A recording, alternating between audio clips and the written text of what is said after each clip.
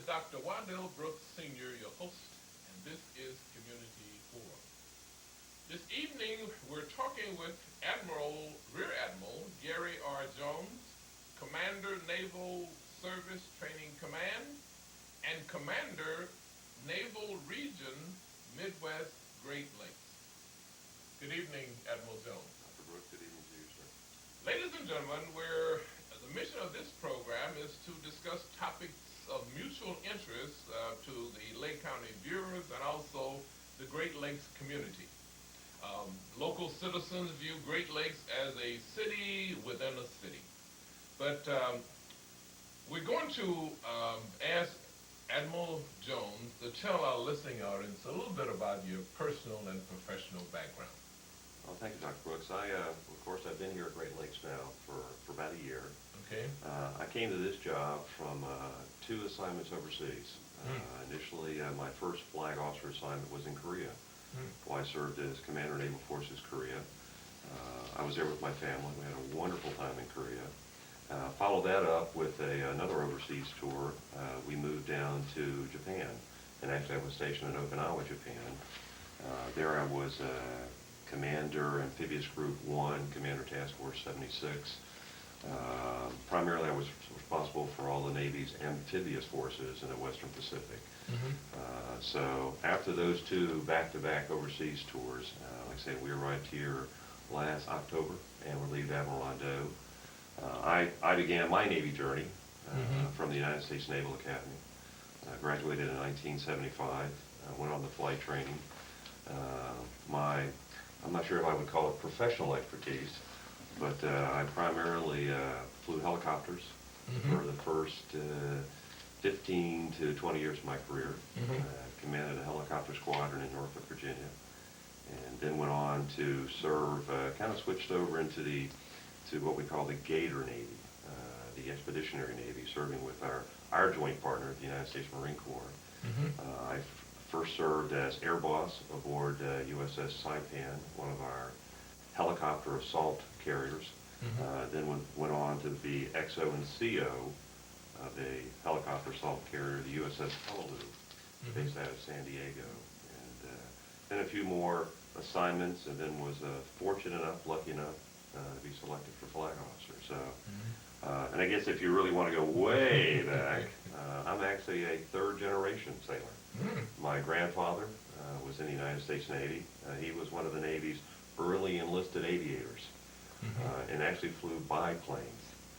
And then my father was in the United States Navy. He served extensively throughout the Pacific in World War II, and then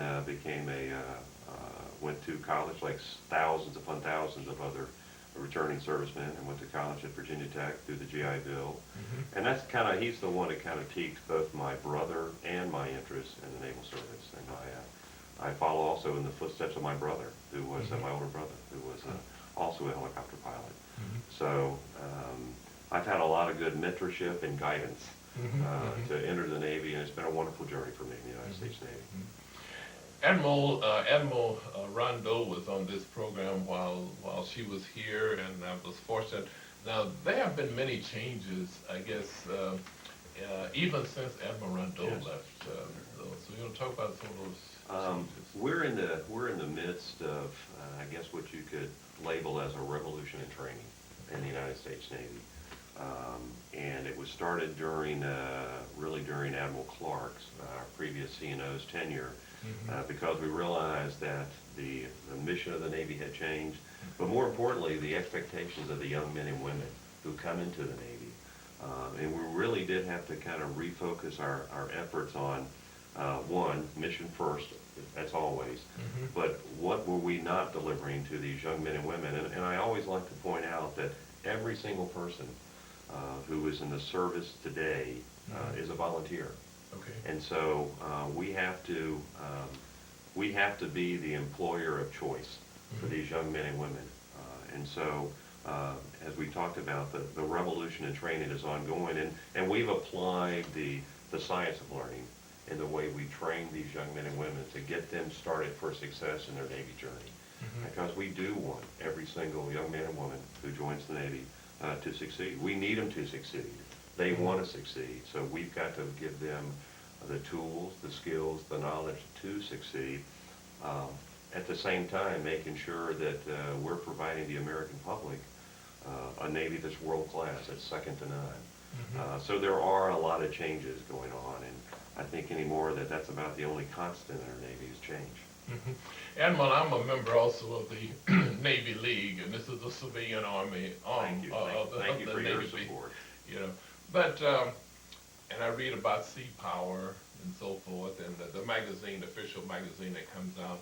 But I was wondering though, about the overall mission of the Navy itself, and then we'll talk about the mission of Great Lakes. We know that the mission of the Navy has changed, changed dramatically, and you know, I can kind of hark back to what my father, my brother, and I have seen in our journey in the Navy. And when a lot of people are always greatly concerned about the size of the United States Navy, where not too many years ago we had talks about a 600-ship Navy, and now there's an ongoing discussion within the Navy.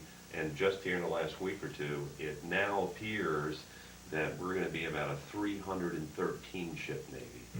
And that causes a lot of people great concern about, oh my gosh, you know, there's not enough ships, and we are a global force.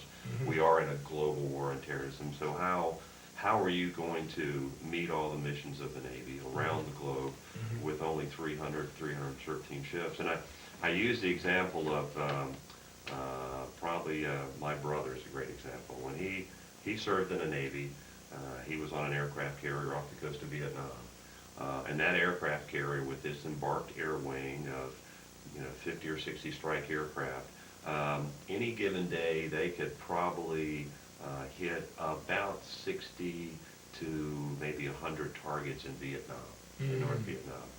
So that's back in the 60s. Well, you fast forward to, say, Operation Desert Storm, and take that same aircraft carrier with, again, about 40 or 50 strike aircraft, and now we're up to about maybe 200 targets a day that they could strike. And now fast forward to Operation Enduring Freedom, and now we've got an aircraft carrier and, again, 50 or 60 aircraft, strike aircraft, and we're talking about 600 targets with incredible precision and accuracy.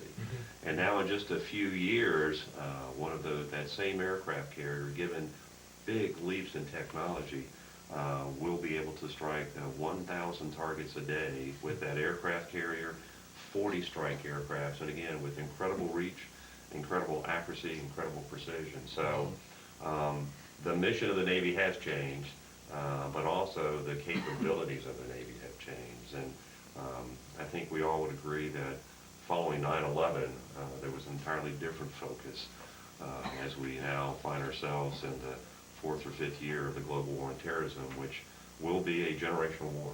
We'll be fighting this struggle, and there's even much dialogue going on if we haven't really mislabeled the global war on terrorism, and if a better description of it, if you can describe war, if it wouldn't be better described as the struggle against violent extremists.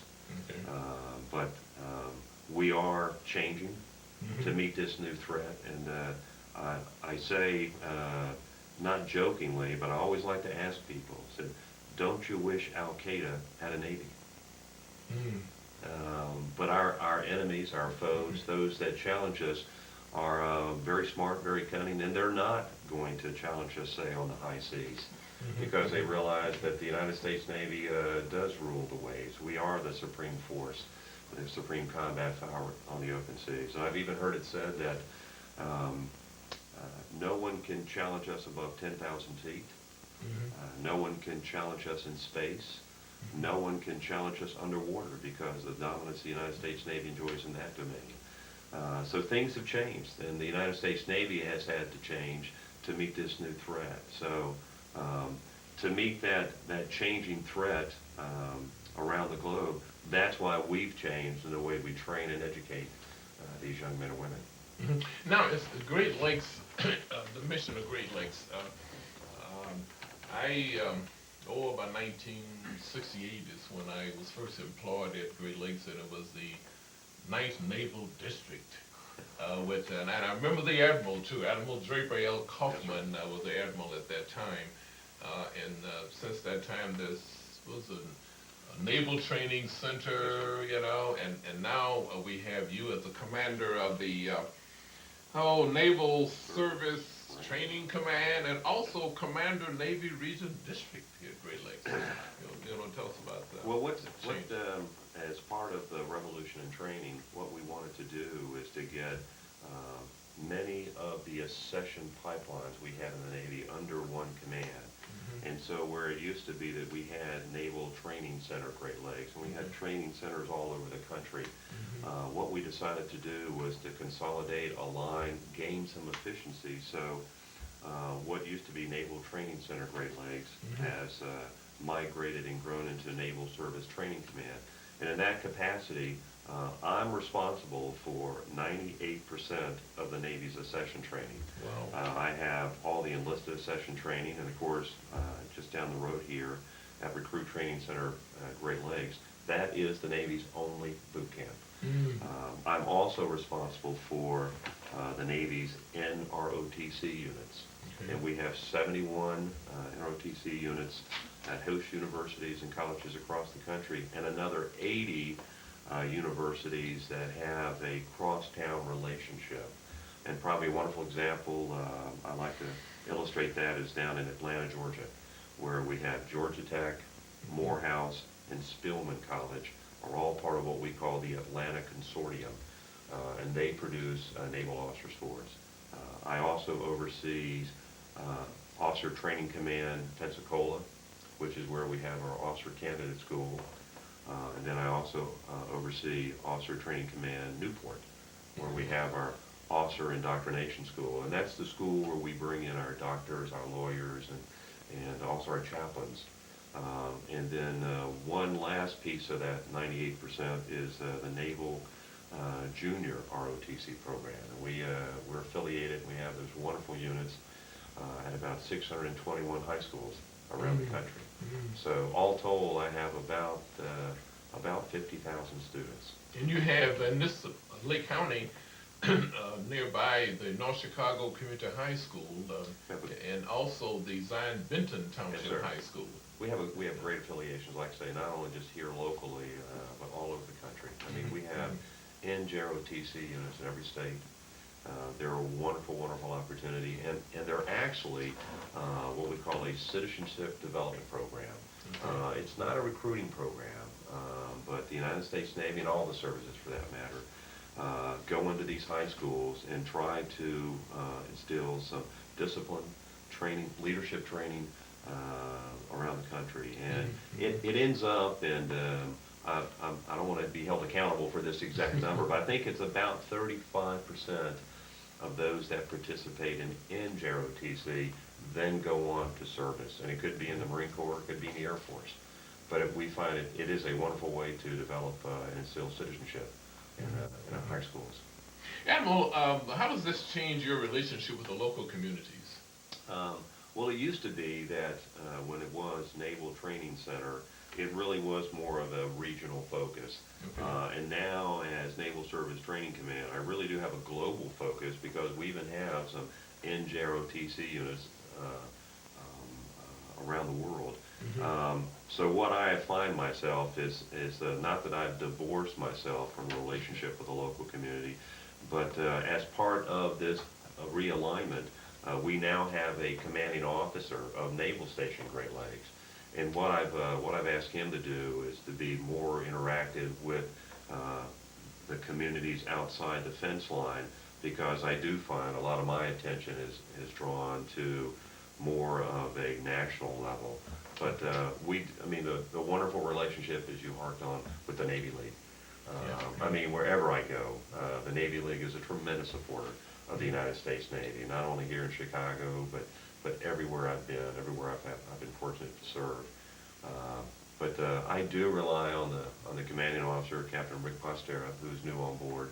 Of course, he relieved Captain Kathy Hobbs, who did a wonderful, wonderful job of building those bridges between the city of North Chicago and Great Lakes, and for that matter too, with all the communities, whether it was Gurnee or Lake Bluff, Highland Park.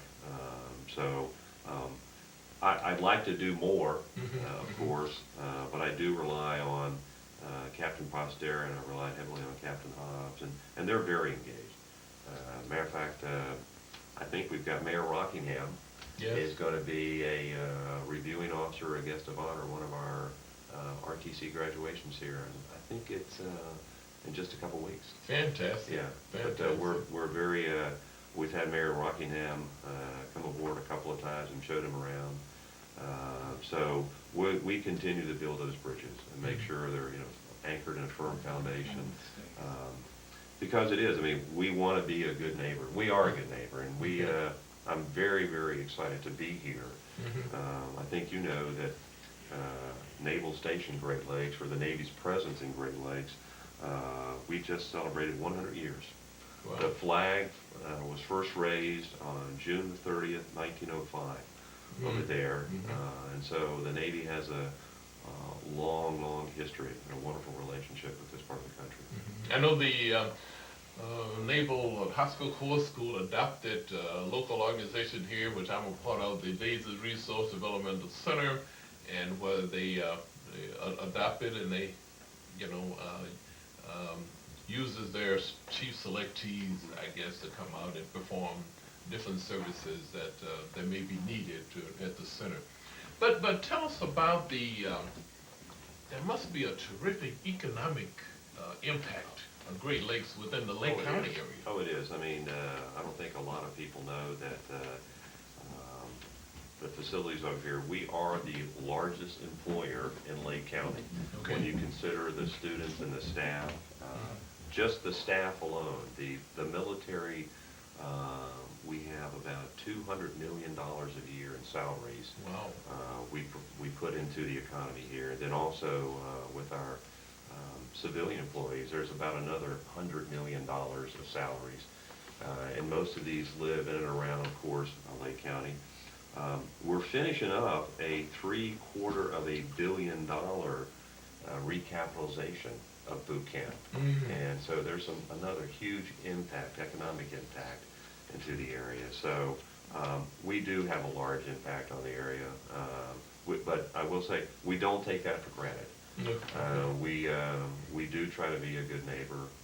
And as you point out, the working relationship and the connections we have, we're very appreciative of everyone in Lake County for what they do with our adopt-a sailors. During the Thanksgiving holidays here just a few weeks back, we had over, I think it was 1,500 sailors, 1,500 recruits. We're taking into homes and charitable organizations, churches around the area to enjoy Thanksgiving meal with. And while here, just at the end of this week, we'll send a lot of our students home.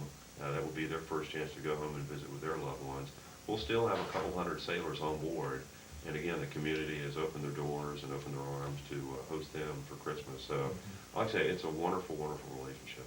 I may mention, since you mentioned churches, my church, the Mount Sinai Institutional Baptist Church, just right across the street here, each year provide meals for and make it home for sailors. Thank you for doing that. And hopefully they were on good behavior. Yes. Okay, good. Fantastic. Fantastic. Admiral, we hear so much about base closure. I remember several years ago that the Lake County community got together to ensure that Great Lakes remain in the area. There was talk of closing Great Lakes. It was between San Diego, Yes, Orlando, and Great Lakes, and Great Lakes was chosen. Not because of the weather, I guess, but everybody thought San Diego would get it because of warmer climate, and so forth. But that showed how the community got together to support. And I tell you, that was a wise decision. And to go over that, it actually was a BRAC, the Base Realignment and Closure Commission back in the early 90s, was, at the time, the Navy did have too much capacity for our session training. And you're right, we had Orlando, Great Lakes, and San Diego. And so the recommendation was, at the time, was actually to close Great Lakes and keep San Diego and Orlando, but it was through the efforts of Lake County and the surrounding communities who made it a point to say, we'll look at what you already have here. Look at the traditions. Look at the strong bridges that are here. Yeah. And so the BRAC Commission did decide to, in fact, close San Diego, close Orlando, and focus all of our energies and assets and resources into Great Lakes. And that's why we're now just completing this $750 million recapitalization, because this is the Navy's only boot camp. And so we're here for the long haul. And we will be here for a good long time. And the facilities that are being built for us over at Recruit Training Command are world class, because we have world class sailors and we are a world class Navy. So we're very, very excited about the next 100 years here at Great Lakes. And but because of BRAC, as you mentioned, are we losing any commands? We are, yes sir, we are, and it's both a good news story in the sense that the Department of Defense, like I said, there's a new threat.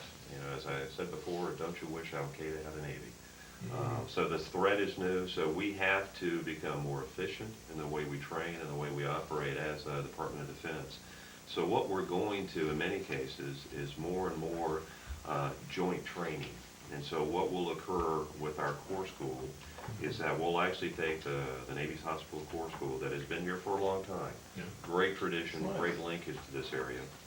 And we are moving that. We're actually going joint with the Army and the Air Force. And now all corpsmen or medics, in the case of the Army, are going to be trained together. So we are going to see the closure of the Corps School. There is a minor impact to the region, and there was a little bit of a miscommunication in that, is that I think the headlines were that Great Lakes were losing 2,000 people. Actually, what we'll see is that there will be about 1,900 students, and then both the active staff, active duty staff, and then some of the civilians, they will be reassigned. But the impact really will be minimal, because all of the young men and women who are at Corps School began their Navy journey there at Recruit Training Command. So it's just a function, instead of being here for 8 or 9, they're here for 8 or 9 weeks, then they go to Corps School for several months. Now, at the end of their 8 or 9 weeks of basic training, they'll go ahead and move. And I want to say the joint Corps School is going to be in Texas. I think it's at Fort Sam Houston is where we're doing that. But we're seeing more and more of that in the Department of Defense. I know when I began my Navy journey as an aviator, all of the services had their own individual flight schools. Okay. Well, flying is flying. Particularly, you push the stick left and you go left, and pull the nose up and hopefully you go up. So what we've done, though, even in that part of training, we've consolidated, and now down in Pensacola, Florida, which is where I began my flight training, the Navy and the Air Force train both of their aviators. So it's a smarter way to do business. It's smart for the Navy, it's smart for the Department of Defense, it's smart for the taxpayers, because it just doesn't make sense to have these standalone training institutions when we're going to fight as a joint force, so we should train as a joint force. After you mentioned Hospital Corps School, what about the hospital itself with the VA next door? Yes, sir. Thank you for bringing that up, because we're in the midst now, and just here a few months ago, through the help of Congressman Kirk, we have, he pushed this through, was that the Naval Hospital Great Lakes is going to go ahead and consolidate with the North Chicago VA Hospital. Okay. And if you think about it, it's another one of those that just makes sense. We had two large medical facilities that were within about, half a mile from each other. Okay. And so that's where we're seeing a consolidation and merger there. And actually, we will close down Naval Hospital Great Lakes in a few years, and all of the services, all the medical services, will be taken care of by the North Chicago VA. And to make sure that it remains a world-class medical facility, the Department of Defense and the Department of Veterans Affairs we break ground in the spring on a $103 million upgrade for that hospital. So again, that's a win-win for both the Navy, for veterans, for the city of North Chicago, and again, I give much credit to Congressman Kirk for really shepherding that through and making that a reality.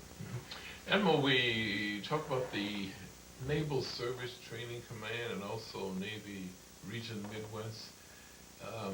I was employed at the Navy Public Works Center, but it's no longer Public Works Center now. It's Naval Facilities, NAVFAC, that we call it. Of course, we've got to have an acronym for everything. So we've got Naval Facilities Engineering, which is NAVFAC. And here again, this is part of the change the Navy is going through to be more efficient, more effective. Okay. One of my, as you mentioned, I'm Commander Navy Region Midwest. And right now, that is a 10-state region. Okay. And I oversee now most of the Navy Marine Corps installations in that region. Out in the region outside of Great Lakes really are reserve centers. Okay. But again, because of BRAC, Navy Region Midwest is actually growing from 10 states to 18 states. Wow. And so, and because of that, and because I do kind of stay busy as Naval Service Training Command, what we're going to see, and I know off camera here, is Admiral John Bayless is here with us today. Okay. John Bayless is part of the Navy's reserve component. He's an admiral in the United States Naval Reserve. Okay. But that's really a misnomer because he is a naval reservist, but actually he is more full-time support. And the support he provides me in Navy Region Midwest. And as that region grows from 10 to 18, we're taking on much more responsibilities. We go now as far west, I think, as Nevada. We'll go all the way out to North Dakota, and I think even beyond. So I'm going to need some help. And so that's why John now is on board. And we'll continue to transform and adjust Navy Region Midwest. And I think eventually what you'll see is John will take over the role as the full-time commander and free me up to focus more on Naval Service Training Command. Because as part of the change in Naval Service Training Command, I'm in the midst of a merger with Commander Navy Recruiting Command. So here just shortly, I'll be responsible for all the Navy's recruiting also. Wow. So this is part of the Navy changing, transforming to be a more efficient force, and to be ready to meet this global threat. Admiral, as commander of the Naval Service Training Command, you are in a unique position to have influence in areas such as increasing minority representation in enlisted and officer communities in the Navy. What are your thoughts in this regard? We're very proud of the strides we've made in the United States Navy, particularly during my tenure. And I know here locally you could see that by, as we mentioned, Admiral Rondeau, who is now the Navy's, is now Vice Admiral Rondeau. I don't know how many folks know that, but Admiral Rondeau has been selected for her 3rd star. Wow. So she is now the senior female in the United States Navy. Wow. Of course, just a few years ago, we had Rear Admiral Mac Gaston was the commander here, African American, and actually Mac was on board just a few weeks ago, and had a chance to really the first time I've had an opportunity to sit down and talk to Mac, and he'll be back here over in a few weeks. And we're going to have him over the house. But the United States Navy has made great strides, and we continue. Right now, if you look at the demographics in the United States Navy, we have about 20 to 21% of our enlisted force is African Americans. If you look at the officer corps, we're about 8.5% is African Americans. The challenge we have with officer diversity recruiting and keeping those very talented diversity officers in is that there's great demand in this country to increase diversity both in the boardroom and into the wardroom of the United States Navy.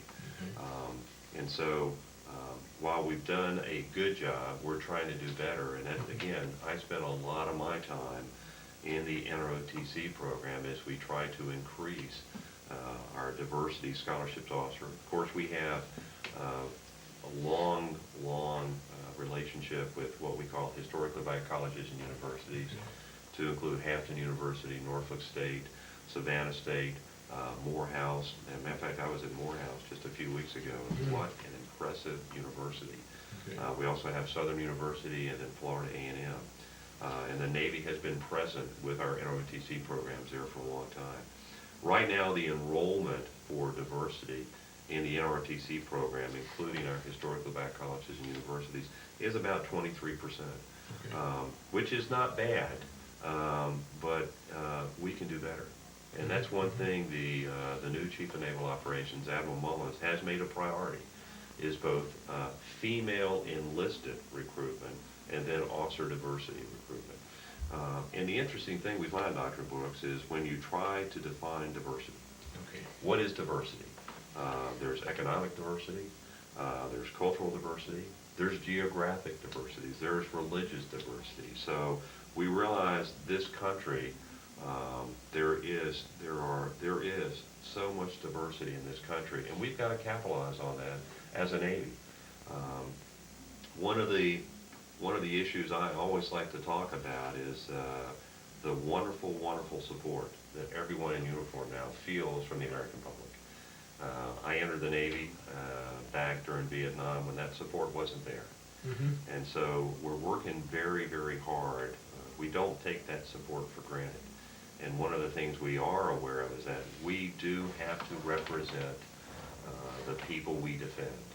And so while I'm not going to say that if a certain ethnic or cultural aspect of this country, say, is 10%, and we're going to try to have 10% then in the United States Navy, we truly value and appreciate the importance of having diversity both in the enlisted ranks and in the officer ranks. And so we are working hard. And are we satisfied? No.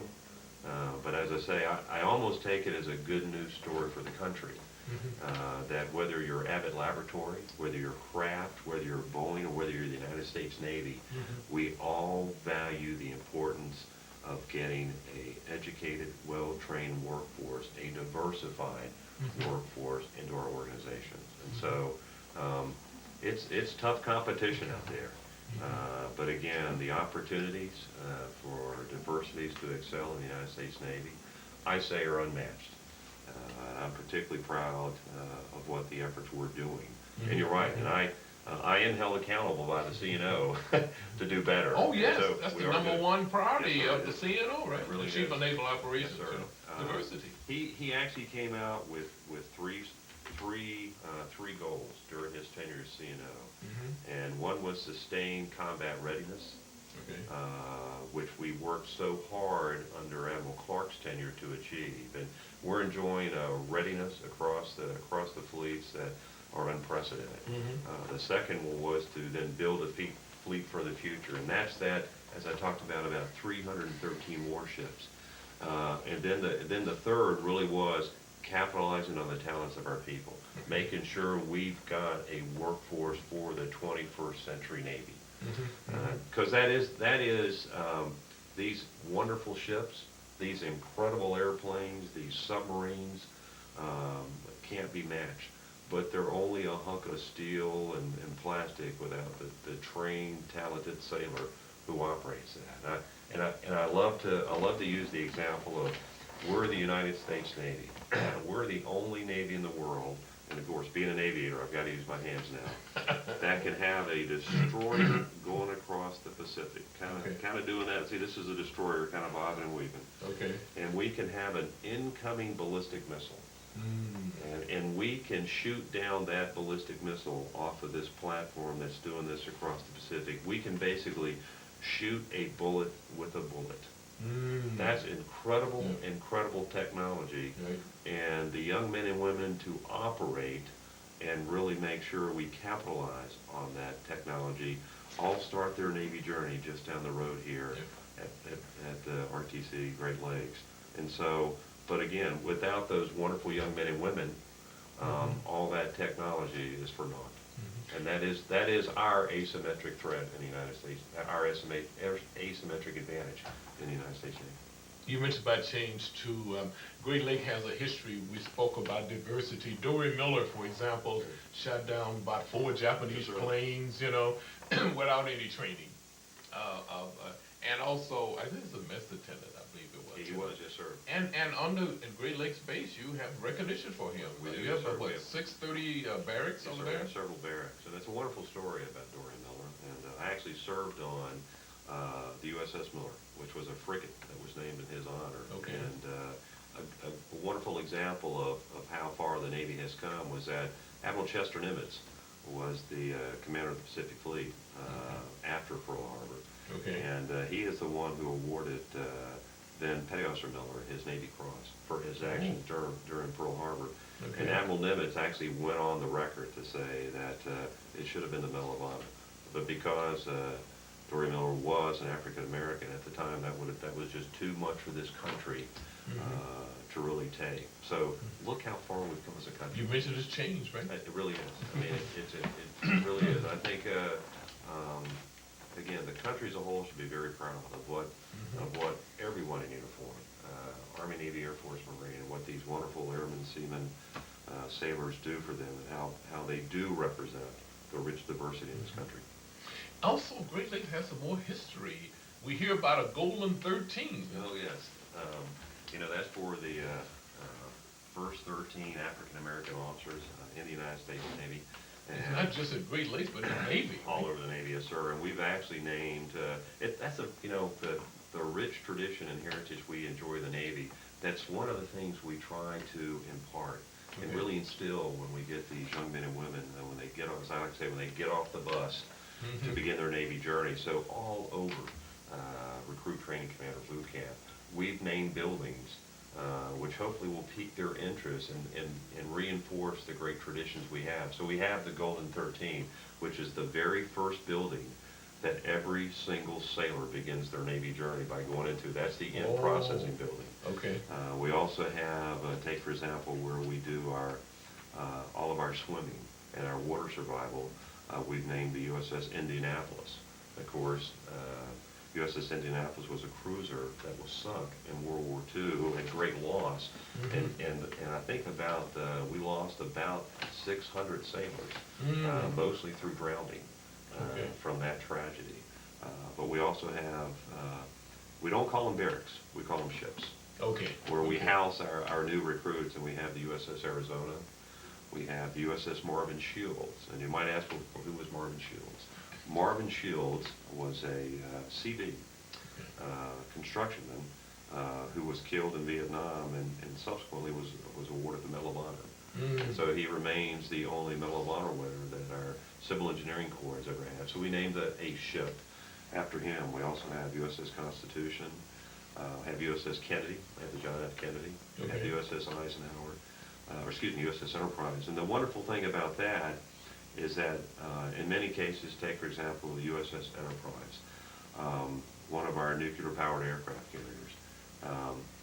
The USS Enterprise, CVN 65, has maintained a strong bond and relationship with boot camp. So periodically throughout the year, crew members from the USS Enterprise will come up and help in the training of our newest sailors. Okay. And so, again, we try to connect these wonderful young men and women with the rich traditions of the Navy and the current forces we have. So, but you're right, Dorian Miller, the Golden 13, wonderful, wonderful traditions in the United States Navy. And again, those were pioneers. Those were great pioneers. I'd like to mention this one thing before I go on, is women in the Navy.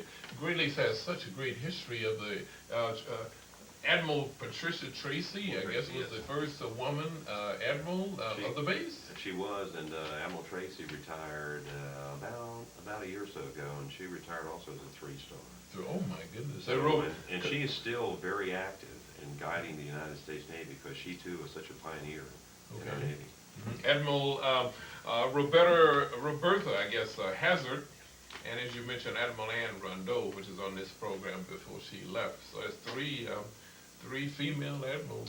You know what? And actually, the interesting thing is that we tend to really focus on, they were female admirals, but I think we're almost to the place now when you mention Vice Admiral Rondeau, it's Vice Admiral Rondeau. It's not even female Admiral Rondeau. I mean, because Admiral Rondeau actually now is the director of the Navy staff.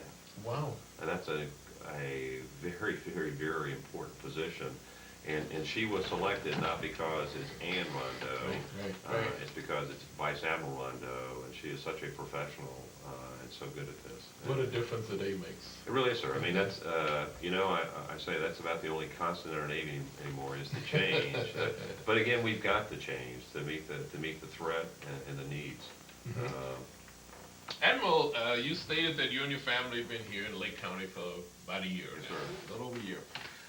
Did you come here with any preconceptions and perhaps evolve any change?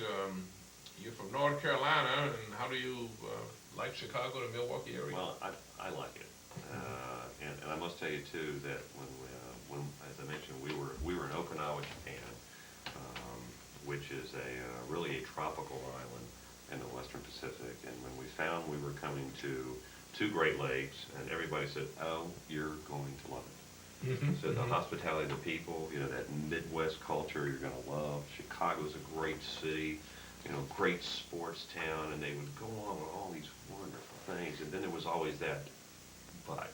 Okay. It was but the weather. So it was a little bit of culture shock for us coming from our blood was pretty thin after 2 years in the Western Pacific on a tropical island to come here, but what everyone told us about the hospitality of the people in the Midwest and Chicago being a neat city, it was true. And how exciting to be here too, for last winter to kind of watch the turnaround of the Bulls. And I'm a big sports fan. And then also to be part of the White Sox run to the World Series this summer. And we got my two daughters. I have two teenage daughters. We got them down to a couple of White Sox games.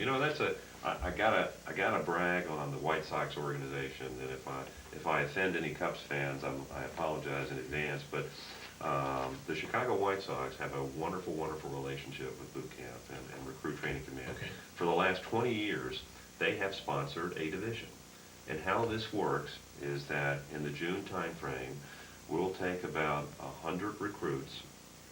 We take them down to a White Sox home game. We actually administer the oath of enlistment right before the game begins in front of 20, 30,000 White Sox fans. We then we'll put them in the stands with their families. And then during the 7th inning stretch, we take these young men and women, we put them on a bus, and we bring them up to Great Lakes to begin their Navy journey, begin their training. And then 9 weeks later, members of the White Sox organization will come up and take part in the graduation. And during this division's time through basic military training, they'll march around and they'll hold a White Sox flag. Oh, okay. And so we've been doing this with the White Sox for 20 years, and the White Sox are incredibly supportive. Again, those recruits and their families are given free entry and just hosted like royalty during the game. So I'm very, very pleased for that affiliation with the White Sox, and particularly I'm great to see them win the World Series this year. Well, North Carolina stopped Illinois from the championship last year, but Illinois came back and beat them this year. Well, yes, sir, and I've got a number of I collected a number of sodas from the win last year in the NCAA, and so it was turned around that this year that the Fighting Illini came back and kind of whooped up on those Tar Heels. And it wasn't close. It wasn't anything. It was ugly. That was an ugly game there. But I'm glad to see that both Illinois and North Carolina now are back in the top 25. So Right. We're a young team, so you better watch out. I'll take all comers on if they want to kind of take a. Speaking of young, what about the Seaman to Admiral program? Great program. What a wonderful, wonderful program. Okay. And it's really a little bit of a misnomer in that during Admiral Borda's tenure as the Chief of Naval Operations, he wanted to come up with a program where we picked several seamen and then provided them a college education with the hope that they could then, like himself, make it through the enlisted ranks and through the officer ranks and become an admiral. So a few years ago, again, part of this change, we took all of our enlisted commissioning programs and we put them into what we now call the Seaman Admiral 21 program. And that is our enlisted commissioning program. And it's a wonderful, wonderful opportunity for those incredibly talented sailors that we have in our Navy to go ahead and apply, and we will put them, what we do is that we'll give them some college prep. Once they're selected for the program, we'll give them some college prep to make sure they're ready. And then for about 3 to 3.5 years, their total focus is on getting an undergraduate degree. And the reason I say 3 years is because, or 3.5 years, because they'll go to summer school too. And that really is the probably one of the biggest differences between, say, an NROTC program and Seaman Admiral 21 is where during the summer, we'll take those members of the normal NROTC unit and send them to sea or to train with naval forces to continue their education in the Navy. Where with the Seaman Admiral 21 midshipmen, they stay at their host universities or colleges through the summer, take summer schools, because we want them to graduate, like I say, in about 3 to 3.5 years. But it's a wonderful program, and we put about anywhere from 210 to 260 sailors a year into this program. And you know, while we've talked a lot about our formal education programs, there's so many other initiatives in the Navy, and I like to tell people, and I believe this sincerely, is that there's no other institution, there's no other organization in this country that values education like the United States Navy. And by my example of the ship and the missile, you can see why we have to have such a well-educated and trained force. And so at every inch along someone's Navy journey, we will provide them opportunities to continue their education, and whether it's through off-duty education, even on-duty education, going to a local community college, to a major university. We really welcome, encourage, and push our sailors to better themselves because, like I say, we do value education, and we need smart, technically trained professionals in the United States Navy. I will add, too, is that one thing Admiral Clark taught us is that while we are a very technical Navy, there are so many other educational skills we need. And a big emphasis now is on both regional studies and foreign languages. Of course, the Navy is a huge, huge business, so we value those with business degrees and finance degrees. Also, too, as Admiral Clark used to like to say, is that if you put 10 engineers around the table, you'll get an engineering solution. So we do value those with both that technical background, but also those humanities, also a business background, because we do need a blended solution, as we say, to all of the challenges that are in front of us. So we value education, and we know, too, that an educated sailor, it really does improve his or her critical thinking, which is so important in being mission ready. Admiral, you mentioned change. I remember when I came over to Great Lakes in about 1968, there were a project that the DOD has called Project 100,000, where they would take individuals without high school and train them and so forth. But now it's so technical now that program no longer exists now, so you're going along with more technical people and you're training technical people. Some truth to that, yes, sir. But I tell you, one of the things we're very proud of is what we have over at boot camp.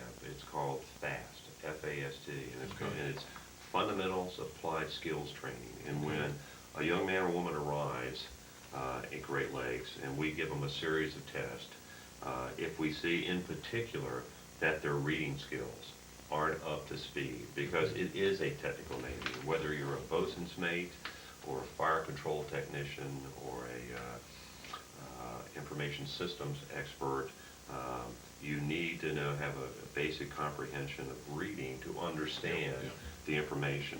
And so we'll pull someone, we'll say, we know what it looks like you need a little one-on-one or a little more focus on your reading skills. So we'll actually pull them out, and for 3 weeks, all they will do during the day, they'll receive some basic military training, and particularly some We'll make sure that they're continuing to, get some physical training, but they will basically sit in the classroom for about 8 hours. We have some wonderful, wonderful experts who really are advanced in the science of learning to help these young men and women get their reading skills up. And then after that 3 weeks of fast, we'll put them right back into the pipeline.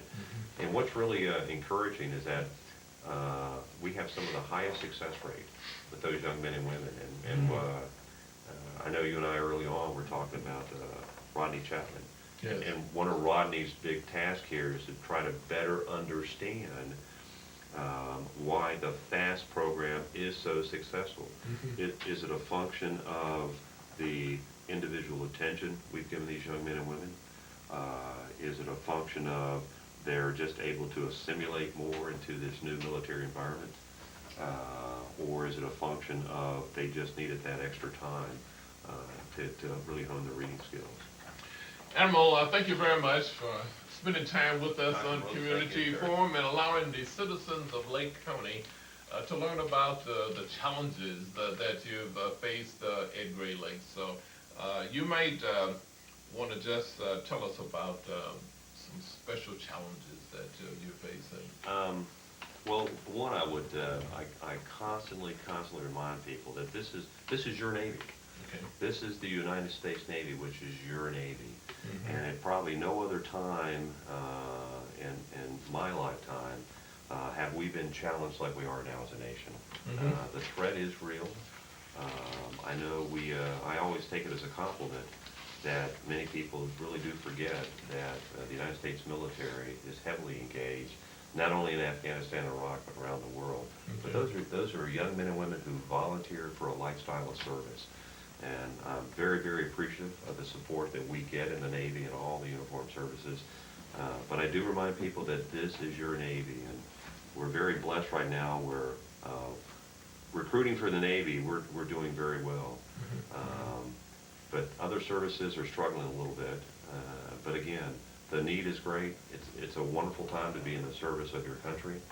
And I would encourage everyone to continue the support for everyone in the uniformed services, and to thank them. And if they want to come see how committed and dedicated, wonderful these young men and women are, come to a graduation at boot camp, and they'll truly appreciate the sacrifice, but the richness of this generation of young men and women. Thank you very much, Admiral. Ladies and gentlemen, we've been talking with Rear Admiral Gary R. Jones, Commander Naval Service Training Command, and Commander Naval Region Midwest, Great Lakes, Illinois. Thank you for listening to another awareness session on Community Forum. My name is Dr. Wandell Brooks Sr., your host.